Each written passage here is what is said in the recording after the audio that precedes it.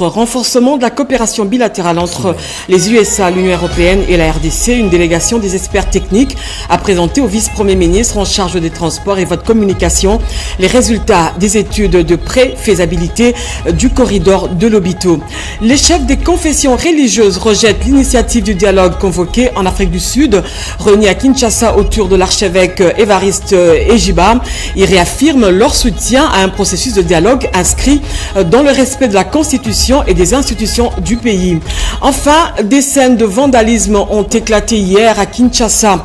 Après la rencontre RDC-Sénégal au Stade des Martyrs, des biens publics ont été saccagés, suscitant l'indignation des autorités. Dans ce journal, vous suivrez une réflexion qui appelle les supporters à accepter les résultats, quel que soit le score du match. Ça sera tout pour les titres. Mesdames, Messieurs, bonsoir et bienvenue aux 20h. Commençons avec le président de la République, Félix-Antoine Tshisekedi, qui a achevé ce mercredi sa visite d'État à Kazakhstan. Cette journée a été marquée par une grande cérémonie d'accueil au palais présidentiel. D'importants accords économiques et diplomatiques ont été signés par les deux ministres des deux pays. Un reportage de Giscard Koussema et Altesse Moulumba. Le point d'orgue de la visite d'État historique du président de la République, Félix-Antoine Tshisekedi Tshilombo au Kazakhstan, aura été cette grandiose cérémonie au palais présidentiel d'Akorda au cœur de la ville d'Astana.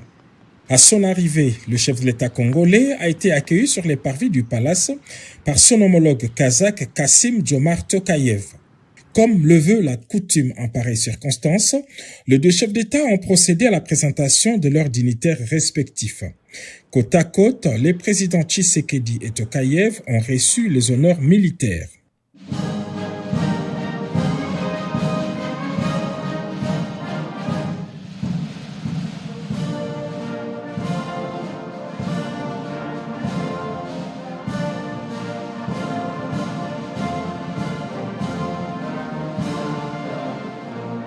L'apparat terminé, place à la première rencontre bilatérale. Félix Tshisekedi et Kassym-Jomart Tokayev ont défini les domaines prioritaires de leur collaboration. Il s'agit des ressources naturelles et les chaînes des valeurs industrielles, l'agriculture, les infrastructures, les transports et logistiques, l'énergie et les climats ainsi que l'éducation.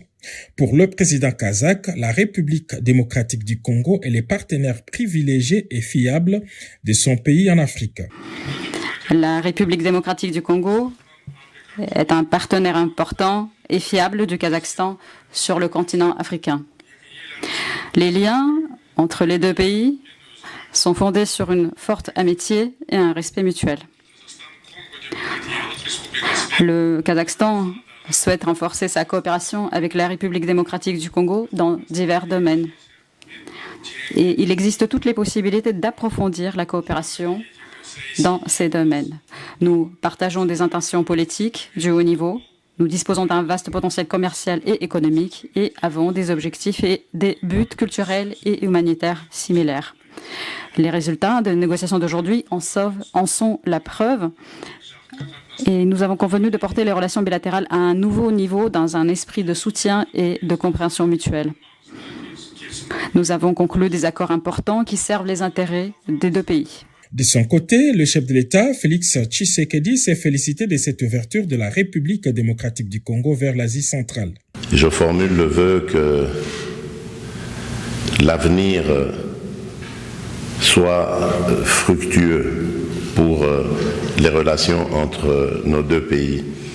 Et je prends l'engagement ici d'œuvrer davantage à la promotion des relations entre nos deux pays, entre nos deux peuples et au raffermissement de ces relations pour que nous développions des relations nouvelles pour la République démocratique du Congo, mais également pour l'Afrique en général. Pour traduire cet engagement en actes, deux importants accords ont été signés, d'abord entre les deux ministres des Affaires étrangères. Thérèse Kaikomba et Murat Nurtiliou ont échangé un MOU sur les consultations politiques et diplomatiques.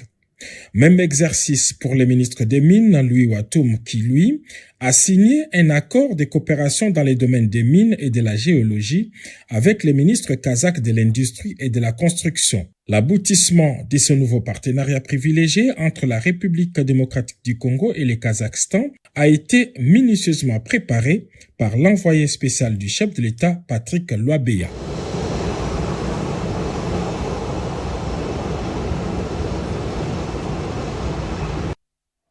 Vous le savez, le Kazakhstan et la RDC collaborent depuis plusieurs années dans quelques domaines en présence du chef de l'État, Félix Tshisekedi. L'entreprise minière kazakh ERG, basée à Kolwezi, a signé un accord plutôt de collaboration avec la Gécamine. Dans la foulée, le chef de l'État a été décoré de la médaille la plus honorifique du Kazakhstan. Une fois de plus, Giscard Kousseba et Altesse Moulumba. Situés dans deux zones géographiques lointaines, la République démocratique du Congo et le Kazakhstan collaborent depuis plusieurs années dans les domaines sécuritaires et économiques. Au plan sécuritaire, les soldats kazakhs participent à la mission de paix parmi les casques bleus de la MONUSCO. Sur le plan économique, le Kazakhstan a des investissements miniers en RDC à travers Eurasian Resources Group ERG basé à Kolwezi. Dans la foulée des accords signés à Astana figure celui qui lie ERG à la Gécamine à travers leur manager. L'accord que nous avons signé aujourd'hui est un accord qui construit une nouvelle histoire entre ERG et Gécamine, entre ERG, les intérêts kazakhs et la RDC. Nous avons soldé le passé qui était avec plusieurs obstacles et nous nous fixons dès à présent pour aller vers un avenir meilleur. Nous allons profiter de cela pour pouvoir rééquilibrer les relations de manière positive pour tout le monde. Pour le ministre de Mines Louis Watoum, ce partenariat est bénéfique aux deux parties. Le commentaire, c'est mes encouragements d'abord, les partenaires qui ont signé cet accord, mais en tant que gouvernement, nous voulons vraiment démocratiser le monde, nous voulons que les retombées finalement profitent à nos populations. Et c'est là que nous sommes en train de regarder. Parce que finalement, au-delà des accords, il y a l'obligation des parties. Et chacun doit jouer sa partition pour que nous puissions créer des richesses et les répartir de manière équitable entre toutes les parties prenantes. C'est à cela que nous allons nous atteler au-delà de ce accord qui a été signé ici. Merci. Pour avoir amélioré l'image des marques de la République démocratique du Congo à l'international et ouvert la voie de l'Afrique en Asie centrale, le chef de l'État, Félix Antoine Tshisekedi Tshilombo, a été décoré par son homologue Kassim Jomart Tokayev de la plus haute distinction civique réservée aux chefs d'État étrangers. Je l'ai dit au sommaire, un spectacle désolant s'est produit hier au Stade des Martyrs. Les supporters congolais ont eu du mal à encaisser la défaite 3-2 face au Sénégal. À la fin de la rencontre, l'enceinte a été le théâtre des scènes de sabotage, des sièges arrachés, des gradins ont été projetés sur l'aire de jeu. Un reportage de Mireille Ndeke. Dérapage regrettable de supporters kinois hier après la défaite de la RDC face au Sénégal. Plusieurs objets et autres biens ont été endommagés, un comportement à bannir. Que faire alors après une défaite de match? La question mérite d'être posée. Néanmoins, il s'est de noter qu'après une défaite, le public peut réagir par la colère, la tristesse ou la déception. Ces émotions variant selon l'implication personnelle du supporter. Il est donc normal de ressentir ces émotions, mais le plus important est de savoir les canaliser pour rester fair play. Dans une compétition sportive, il y a toujours la défaite, la victoire et quelquefois le nul. Pour se remettre d'une défaite, il faut l'accepter en tirant des leçons et s'accorder du temps pour analyser objectivement ce qui s'est passé afin de mieux projeter vers l'avenir. La défaite d'hier contre le Sénégal dans un match important comptant sur la 8e journée des éliminatoires mondiales 2026 ne peut en aucun cas justifier le casse et autres dérapages. Les coupables doivent être identifiés et punis de façon exemplaire. C'est devenu récurrent, il faut vite l'arrêter. Et justement, en nouvelle, la première ministre a réagi. Elle a salué le courage des léopards et rappelé le rôle du sport comme moteur d'unité et de rayonnement national. Par ailleurs, Judith Subinois a condamné les actes de vandalisme commis par certains supporters, appelant à plus de civisme et de responsabilité.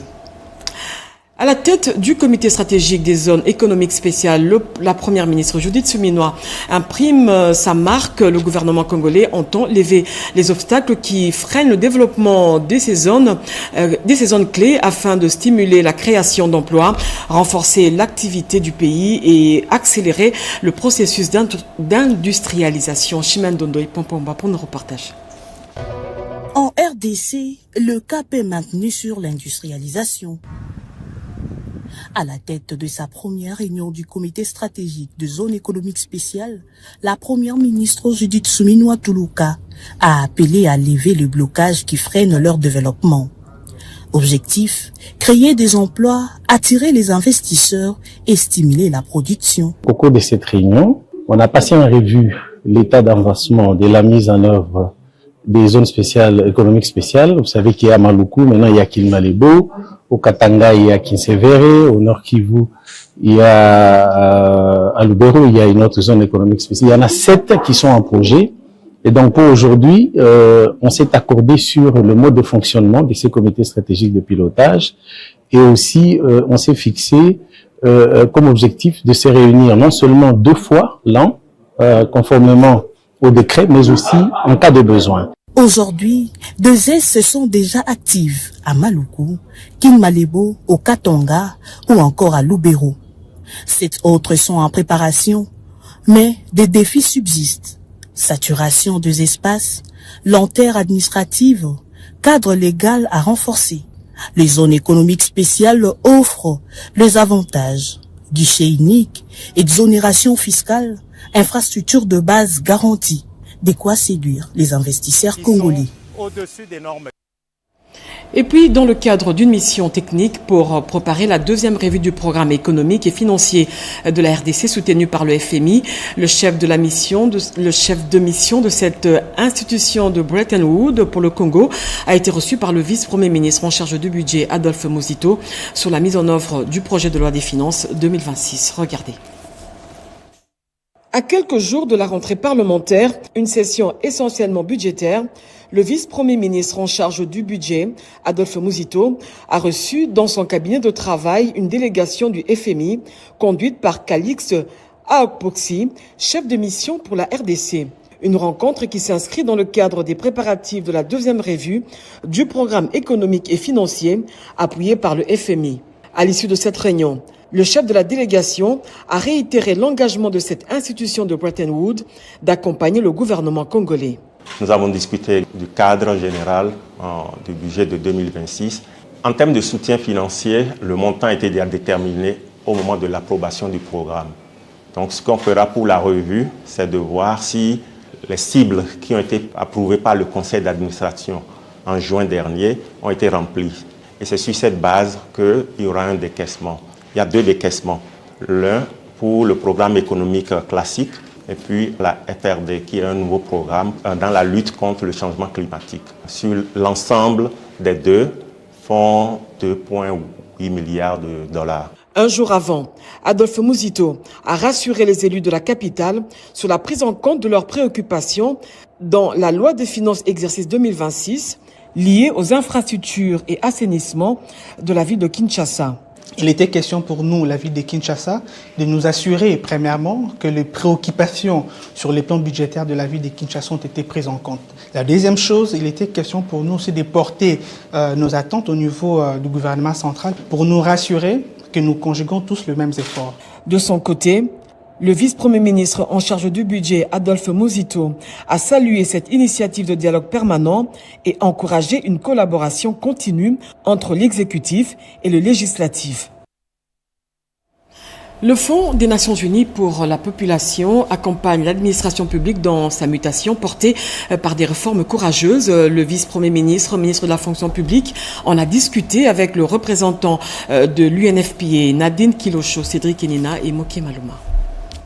Le Fonds des Nations Unies pour la population UNFPA, en sigle, s'est réjoui des efforts que continue de déployer la fonction publique en matière de réformes et de lutte contre les violences au sein de l'administration publique. C'est du moins ce qu'a affirmé M. Madi Biaye, représentant de l'UNFPA en République démocratique du Congo, à l'issue d'une séance de travail qu'il a eue avec le vice-premier ministre, ministre en charge de la fonction publique, Jean-Pierre Liaou. Je suis venu faire le point sur l'état d'avancement de tout ce que nous avons fait. Nous avons vu qu'on a beaucoup progressé là-dessus, surtout tout ce qui concerne les questions d'éthique, les questions d'efficacité dans la fonction publique, parce que comme vous le savez, la fonction publique aussi c'est le socle pour le fondement même de l'État d'un pays.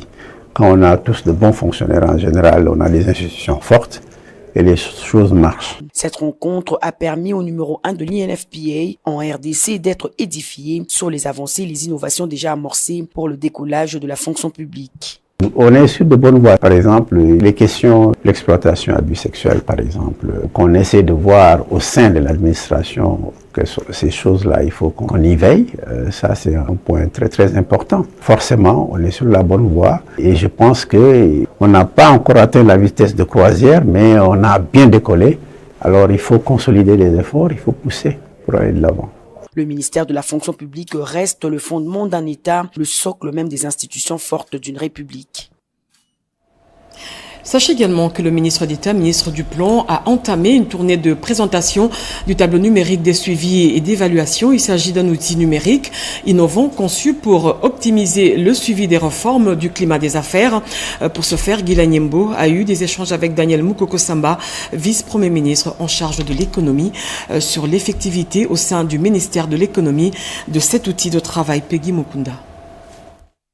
Il poursuit sa tournée à travers différents ministères réformateurs pour la présentation du tableau numérique des suivis et d'évaluation des réformes du climat des affaires. Le ministre d'État, ministre du Plan Guilain Nyembo, était au ministère de l'économie pour présenter cet outil de travail au vice-premier ministre, ministre de l'économie, Daniel Mukoko Samba. Ensemble, ils ont évalué la mise en œuvre de l'outil déjà opérationnel au sein du ministère de l'économie, puis ils ont passé en revue des assignations spécifique de ces portefeuilles et adresser un message clair aux investisseurs publics comme privés sur la volonté ferme du gouvernement de concrétiser les réformes inscrites dans les plans national stratégiques de développement 2024-2028. C'est un sujet très important pour notre pays. Nous avons besoin de gros investissements et nous voulons que le secteur privé puisse se rendre compte des efforts du gouvernement. Avec tous les ministres réformateurs, les équipes font très bien le travail. Ils sont très avancés dans ce qui devait être fait. La collaboration, nous constatons qu'elle est à merveille. En réalité, un travail de suivi, de relance, mais surtout un message pour le secteur privé. Rappelons que cet outil de travail du ministère réformateur permettra de mesurer à temps réel l'avancement des réformes, d'identifier les blocages et d'apporter des solutions rapides dans la transparence des réformes du climat des affaires. Et en nouvelle, sur instruction du ministre de la Santé, Samuel Kamba, les urgences du centre hospitalier Agi et Diamant sont fermées à dater de ce jour pour n'avoir pas donné les promotions à une malade en exigeant une somme de $5 000 américains pour le centre Diamant et $2 000 pour Agi. Des pratiques inacceptables pour le ministre de la Santé, Roger Kamba. Nous y reviendrons avec force et détails dans nos prochaines éditions. Une délégation conjointe d'experts de l'Union européenne et USA a présenté les résultats des études de pré-faisabilité du corridor de Lobito à Jean-Pierre Bemba, vice-premier ministre en charge de transport et voies de communication. Cette rencontre s'inscrit dans le cadre du renforcement de la coopération entre ces différents pays. Un reportage de Pierre Mbouillou. La problématique multisectorielle de la gestion multiforme du corridor de Lobito était au cœur d'une enrichissante séance de travail entre le vice-premier ministre en charge des transports, voies de communication et des enclavements Jean-Pierre Bemba et un groupe d'experts de l'Union européenne et des États-Unis d'Amérique venus soumettre à ses membres du gouvernement les résultats des études des préfaisabilités sur les 10 corridors. Belle opportunité pour ces experts de marteler que le projet du corridor de Lobito nécessite un investissement initial de plus de 410 millions d'euros qui suscite également un intérêt croissant de plusieurs partenaires financiers. Pour nous, c'est particulièrement important parce que nous pensons que le couloir de Lobito peut apporter une contribution majeure au développement du Kasaï et de tous les sud du pays et améliorer de façon significative les connexions avec l'Angola et la Zambie. C'est un projet sur lequel nous sommes en train de travailler depuis plusieurs mois. Ça a été aussi l'occasion de constater qu'il y a plusieurs partenaires qui sont disposés à accompagner la RDC sur ces projets. Toutes les conditions sont réunies pour que ces projets importants, qui demandera des investissements d'envergure, puisse être réalisée au bénéfice des populations de la RDC et de l'intégration régionale avec la Zambie et l'Angola. Par ailleurs, les échanges ont également gravité autour des modèles de gestion envisageables pour les projets, notamment entre une gestion publique ou un partenariat public-privé. Et puis ce communiqué, la Direction générale de l'Office national des transports porte à la connaissance de l'opinion nationale qu'à travers les réseaux sociaux circule l'information relative à la prétendue panne de train voyageurs sur le tronçon Kinshasa-Matadi. La Direction générale de l'ONATRA dément formellement cette information et apporte les précisions ci-après. Au lendemain de la cérémonie d'inauguration par son Excellence, Monsieur le Président de la République, chef de l'État, Félix-Antoine Tshisekedi, ce train n'a jamais bougé pour se retrouver en panne à Kisantu.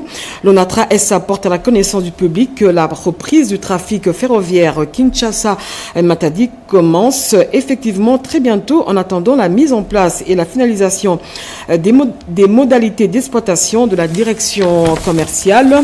L'ONATRA SA considère que cette information dénuée de tout fondement est l'œuvre de certains manipulateurs en mal de positionnement politique et économique qui refusent de croire en la renaissance de ce géant de l'économie nationale qui a inscrit sa feuille de route dans la vision du président de la République, Félix-Antoine Tshisekedi, qui prône le bien-être social. Enfin, l'ONATRA SA met en garde tous ces vendeurs de vent et diffuseurs d'alerte de mauvais goût et se réserve le droit de les déférer devant les instances judiciaires compétentes. C'est un communiqué signé par le directeur général Martin Lukusa Chibangupano.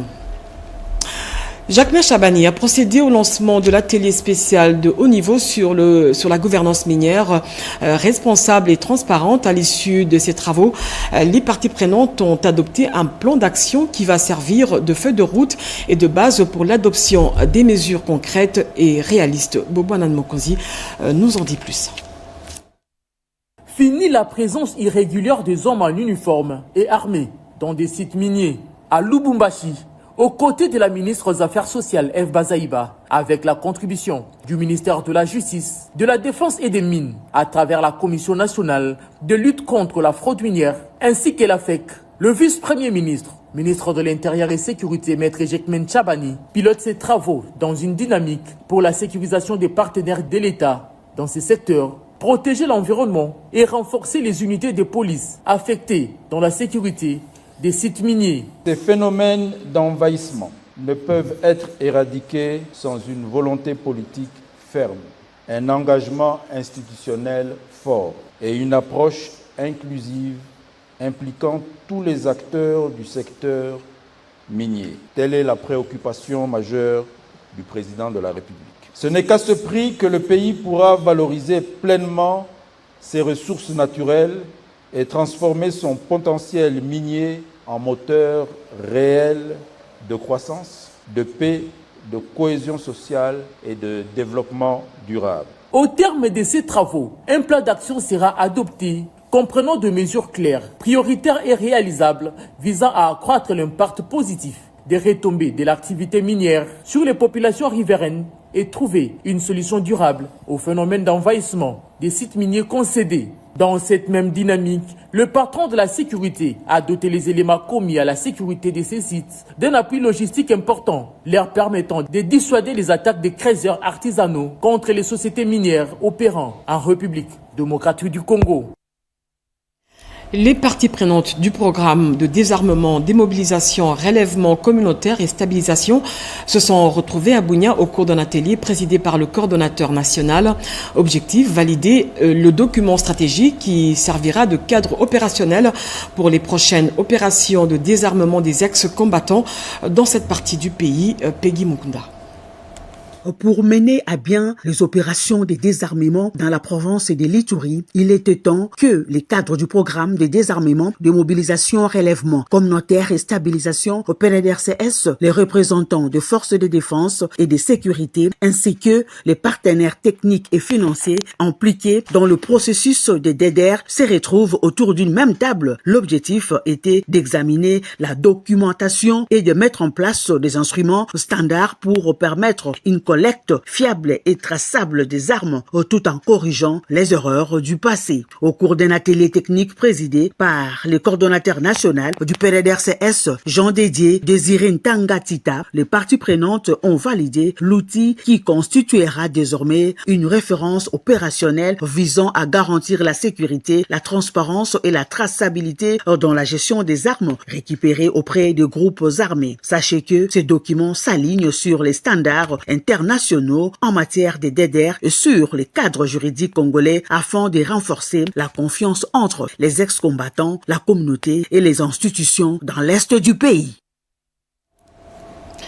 Proxy Marché Pene, c'est un nouveau projet lancé par la Chambre de commerce, d'industrie et de services. Une annonce faite lors d'une conférence de presse animée par le président de la Chambre du commerce, Jean-Robert Issifois. Un reportage de Christine Lenzo et Raphaël Sadi. Proxy Marché Pene est un nouveau projet qui est à ce jour au stade de la mobilisation des experts et expertises. Cet espace veut donner du travail aux jeunes, aux commerçants et à nos mamans des espaces de travail dignes. C'est au cours d'une conférence de presse que le président de la Chambre de commerce, d'industrie et de services CCIS RDC, Jean-Robert Issifois Bokoumbe, a donné le go de ce projet Proxy Marché Pene visant à transformer nos marchés de proximité, parfois insalubres et désordonnés, en marchés modernes, structurés et dignes. Une initiative citoyenne et entrepreneuriale portée par la CCIS RDC. Une initiative citoyenne et entrepreneuriale, comme le précise le président Jean-Robert Issifois. Le Proxy Marché Pene, c'est un cadre pour organiser et formaliser le petit commerce. Une opportunité de création d'emplois massifs. Un outil de dynamisation de l'économie locale. Un espace qui valorise le savoir-faire congolais et redonne de la dignité aux petits commerçants, aux mamans vendeuses et aux jeunes entrepreneurs. Selon le numéro 1 de cette chambre de commerce, entouré de ses collaborateurs, cette nouvelle vision est une façon d'écrire ensemble une nouvelle page de notre économie populaire. Même l'usage du numérique y est associé pour plus de proximité. Il y aura bien évidemment des plateformes digitales qui vont être mises en place de telle sorte que tout maman qui sera commerçant au sein de notre Proxy Pene peut avoir accès à une plateforme internet où il vendra ses produits. L'appel est ainsi lancé à tous les partenaires pour bâtir ensemble ces projets économiques, sociaux et citoyens, aussi génératrices de revenus pour tous. Et puis, cette nouvelle approche pour les abonnés de la Régie des eaux, les responsables de cette entreprise ont fait le porte-à-porte dans le but de recueillir sur terrain les préoccupations de leurs abonnés en vue d'améliorer la desserte en eau potable. L'occasion était aussi pour eux de les sensibiliser au paiement en ligne de leurs factures. Serge Mata nous en dit plus.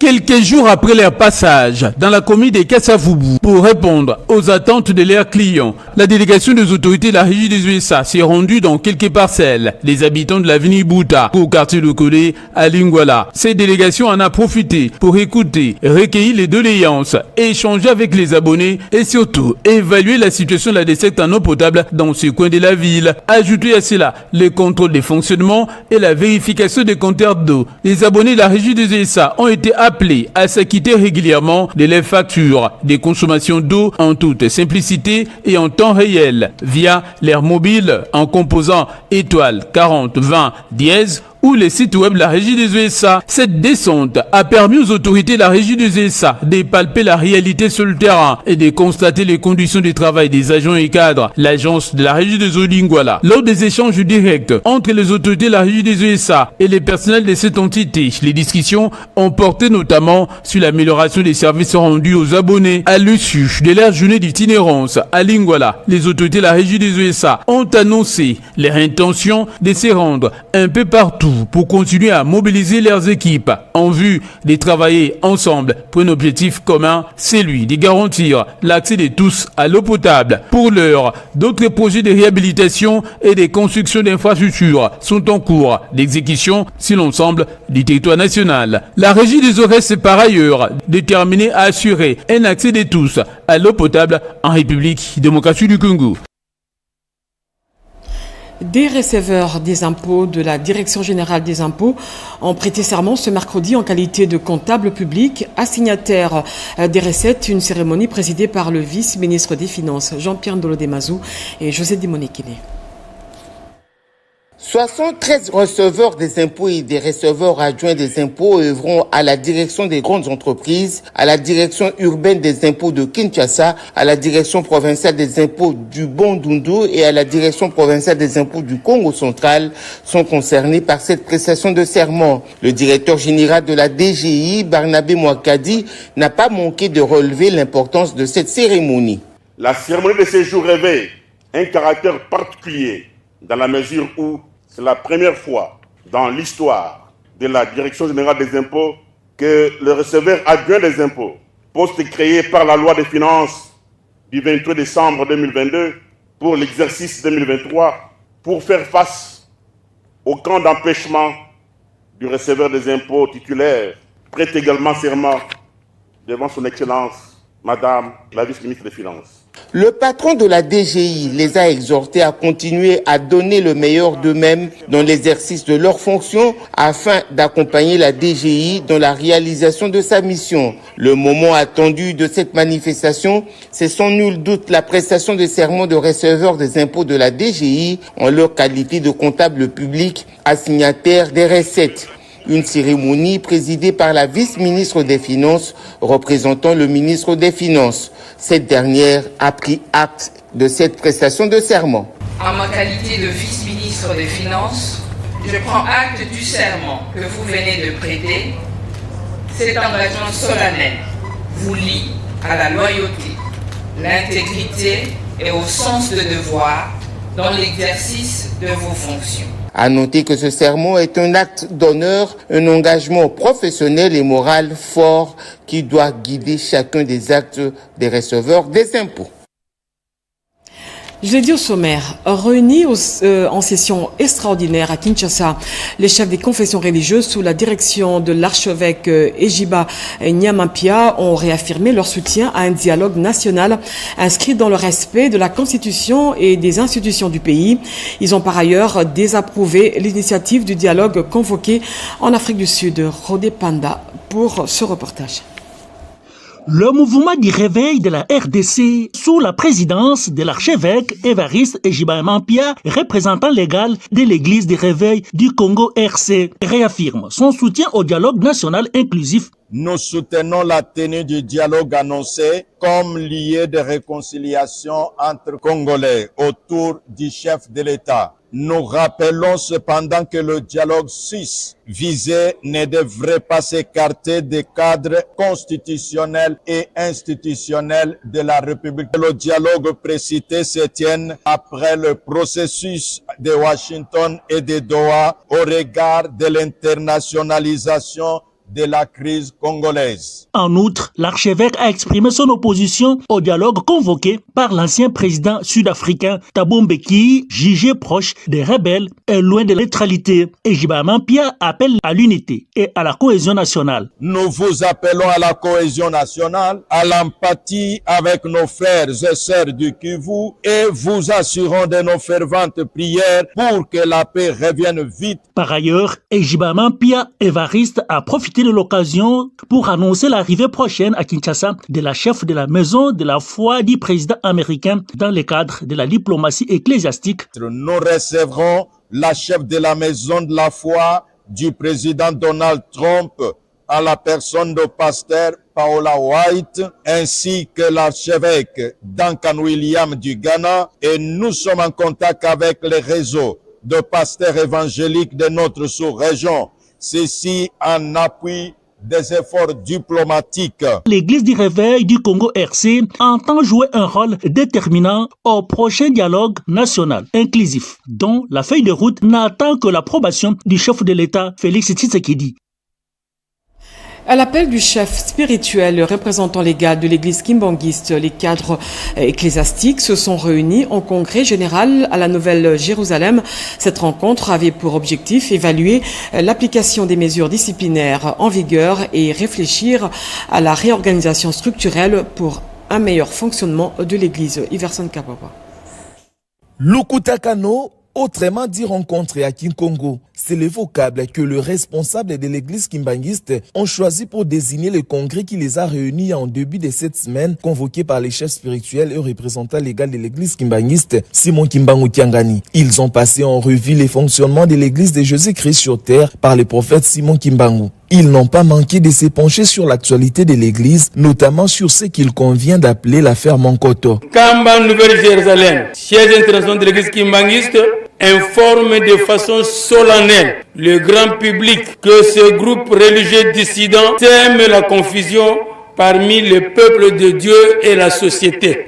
Il est constaté que ce groupe religieux dissident, Munkoto 87, dit BAN 26 égale à 1, utilise le nom, le sigle et les autres signes distinctifs appartenant à l'église kimbanguiste tout en diffusant des enseignements et des pratiques qui ne reflètent ni notre doctrine ni notre vision ecclésiale. Au regard de ce qui précède, Kamba, Nouvelle-Jérusalem, siège international de l'église kimbanguiste, sollicite l'intervention de l'État pour décourager ce genre de comportement car l'accompagnement par quiconque de ces groupes religieux dissidents heurte la loi fondamentale de la République démocratique du Congo. Nous sollicitons auprès des autorités étatiques la protection de notre identité, notre label et notre patrimoine culturel et spirituel. Les Lukutakano s'est déroulé en Kamba, la Nouvelle-Jérusalem, siège central de l'église kimbanguiste.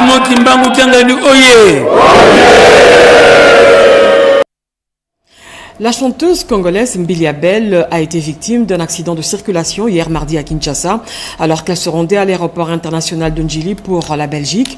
L'artiste est actuellement sous observation médicale. Un reportage de Mami Ilela rendu par Edith Chala. Il s'est rendu jeudi à l'aéroport international de Njili aux premières heures du matin pour une production à Madeleine à Bruxelles en Belgique le 20 septembre prochain. La chanteuse Marie-Claire Mboyo, connue sous le nom de Mbili Abel, a connu un accident de circulation sur sa route vers l'aéroport. Blessée, elle et son producteur ont été urgemment transportés à l'hôpital pour des soins adéquats. À l'hôpital ex-Mama Yemo, où elle se trouve, le docteur Magundu Nsuki Robert, chef de département chirurgie, s'est montré rassurant. La Cléopâtre est en observation et pourrait être sur pied dans quelques jours. En visualisant les imageries, nous sommes rendus compte qu'il y avait plus de peur que de mal. Et comme c'est une star internationale, et nous avons jugé bon qu'elle a besoin d'un repos.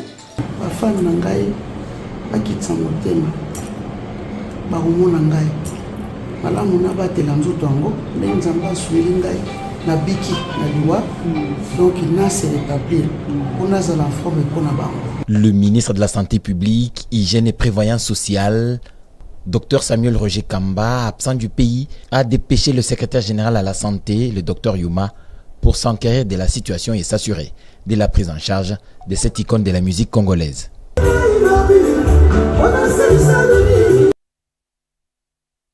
L'RTNC lui souhaite un prompt rétablissement.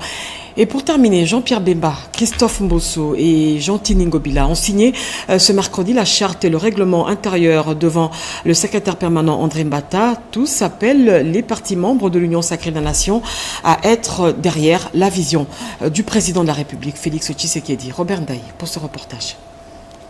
Après Augustin Kabouya, secrétaire général de l'Union pour la démocratie et le progrès social, Samalou Kondé, Fifi Masuka Saini de A24, ce mercredi 10 septembre 2025, Jean-Pierre Mbemangombo et Christophe Mbosso Kodja, tous membres du Présidium, ont signé la charte et le règlement intérieur de l'Union sacrée de la Nation.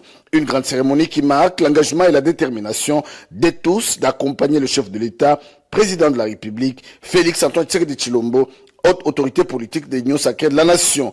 Jean-Pierre Mbemba salue l'importance de ces signatures dans le renforcement des valeurs démocratiques en République démocratique du Congo. C'est dans une ambiance d'effervescence que le parti politique, regroupement et association membres de l'Union sacrée de la nation se mobilisent et envahissent le secrétariat permanent de la plateforme présidentielle pour la signature de la charte et du règlement intérieur, des documents fondamentaux pour la cohésion et le fonctionnement de l'Union sacrée de la nation. Les figures emblématiques de la scène politique congolaise illustrent par cette signature leur engagement envers l'Union sacrée de la nation. Une mobilisation qui montre la force collective des partis membres et leur volonté d'œuvrer pour le bien de l'Union sacrée de la nation en République démocratique du Congo. C'est un engagement de foi et de fidélité à l'Union sacrée pour le bien-être du peuple congolais. Pour moi, c'est un engagement, c'est une manière pour moi de prouver mon engagement dans l'Union sacrée, qui est finalement la vision du président de la République que nous soutenons absolument. Pour l'ACP, la loyauté ainsi que la fidélité, ce ne sont pas que des mots. Nous avons fait le choix de la constance. Nous avons fait le choix de la fidélité et de la loyauté. Et nous demeurons constants. Et ici, nous disons notre disponibilité à pouvoir accompagner tout le travail qui est fait par le chef de l'État et pour d'abord récupérer notre territoire occupé par le Rwanda, mais aussi répondre aux désirata de notre peuple. Le professeur André Mbatabe Soumangu, secrétaire permanent de l'Union sacrée de la nation, appelle les sociétaires de l'Union sacrée à la loyauté envers le président de la République, Félix Antoine Tshisekedi Tshilombo, haute autorité politique de l'Union sacrée de la nation. La charte et le règlement intérieur constituent des cadres juridiques essentiels pour garantir une collaboration harmonieuse entre les différents partis membres. Toutes ces personnalités politiques unis comme un seul homme, restent arrangés derrière la haute autorité politique de l'Union sacrée, Félix Antoine Tshisekedi Tshilombo. Merci d'avoir suivi ce journal rédigé par Gauthier Kiassi sous la direction d'Oscar Mbalkaïj. Mireille Ndeke était à la coordination. Simon Kankolongo et Ramadan Poki l'ont réalisé pour vous. À la prise de vue, Chico Bipendou. Je vous retrouve demain à 20h avec le même plaisir. 23h, Robert Ndeyetchisensé revient sur ce plateau pour une autre édition d'information. D'ici là, portez-vous bien. Au revoir.